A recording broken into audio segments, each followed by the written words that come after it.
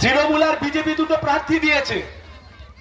এদের সারা দিন কথা বললে মনে হচ্ছে এরা ভোটে দাঁড়িয়েছে নাকি চিড়িয়াখানার পোস্টে চাকরি করবার জন্য ভোটে দাঁড়িয়েছে বোঝা মুশকিল।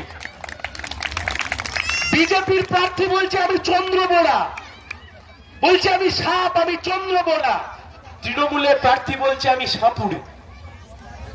এরা দিল্লিতে গিয়ে মানুষের কথা বলবে, এরা 100 দিনের কাজের কথা বলবে, এরা শ্রমিকের কথা বলবে, 100 দিনের কাজের কথা বলবে, 200 দিনের কাজের কথা বলবে, মহিলার অধিকারের জন্য কথা বলবে। কোন ভোটে লড়ছে এরা? এরা দিল্লিতে গিয়ে মানুষের জন্য আদৌ কথা বলতে চায়? তৃণমূল আর বিজেপির প্রার্থীর মুখের ভাষা শুনলে মনে হচ্ছে ভোজপুরি সিনেমার বি গ্রেড সিনেমার সি গ্রেড ভিলেনরা রাস্তায় দাঁড়িয়ে দাঁড়িয়ে দুটো ফকড়েবাজি করছে। লজ্জা লাগে না এদের? মুখ খুললে একজন নিজেকে সাপ বলছে, আরেকজন